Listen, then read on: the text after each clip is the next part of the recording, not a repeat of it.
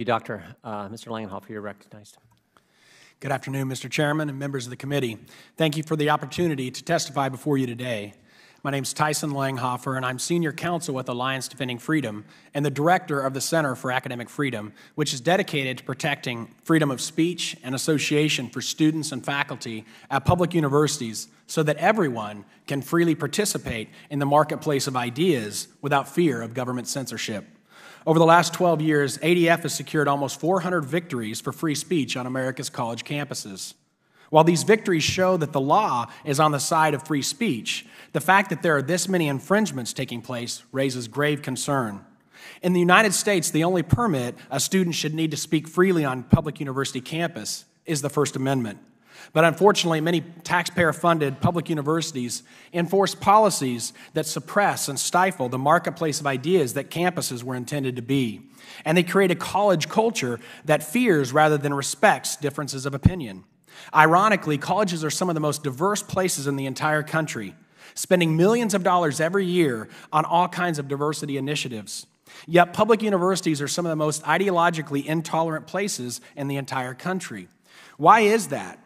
There exists a lack of intellectual diversity, respect for a diversity of thought. Uniformity of thought breeds intolerance, especially when enforced by government mandate. Unfortunately, most of today's colleges have chosen to regulate rather than to respect freedom and authentic diversity.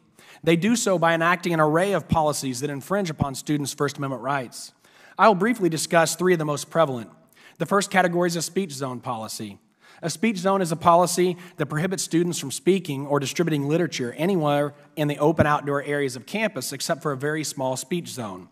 For example, we recently represented Michelle Gregory, a student at Kellogg Community College in Michigan. Michelle was in the process of forming a Young Americans for Liberty student group. Michelle and three other YAL supporters were on a large open walkway on campus handing out pocket-sized copies of the U.S. Constitution. They were not blocking access to buildings or pedestrian traffic and were not interfering with any activities. Yet college administrators and campus security arrested, jailed, and charged them with criminal trespass simply for speaking outside the speech zones. Thankfully, after ADF filed a lawsuit, the charges were dropped and the school eventually changed its policy. But students literally spent the evening in jail for asking their fellow students if they'd like to learn more about freedom and the U.S. Constitution. The second category of unconstitutional policies is speech codes. A speech code is a policy or regulation that prohibits or punishes certain types of speech that colleges view as demeaning, uncivil, derogatory, or discriminatory. For example, ADF represents Chike Uzabunam, a student at Georgia Gwinnett College. Chike was in an outdoor area of campus talking with other students about his faith.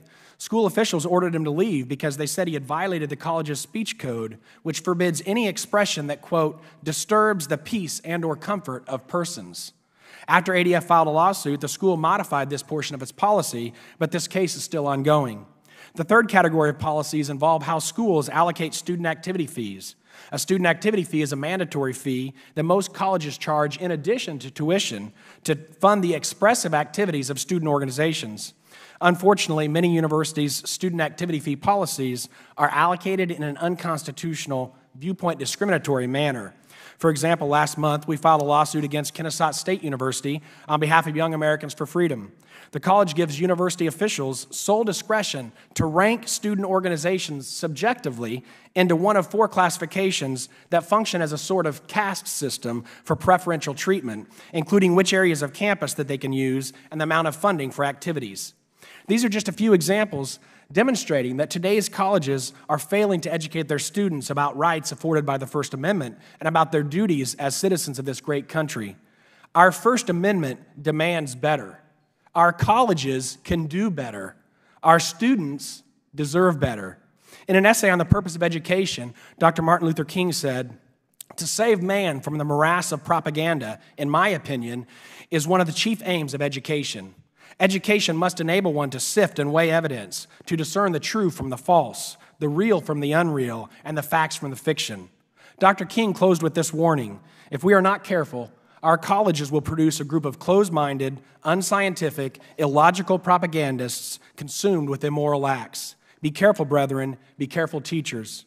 I commend the members of this committee for recognizing the importance of protecting college students' First Amendment rights on campus, and I'm happy to answer any questions. Thank you, Mr. Langhofer, for that. I notice we have some young people with lots of young people in the audience. Some have T-shirts on. We want to welcome the students who are here supporting First Amendment rights. And I also notice we have a nice young lady who happens to be the wife of our colleague, Mr. Meadows, who's in the audience, along with their son, Blake. So welcome to Ms. Meadows and Blake as well. And we now go to Dr. Wine.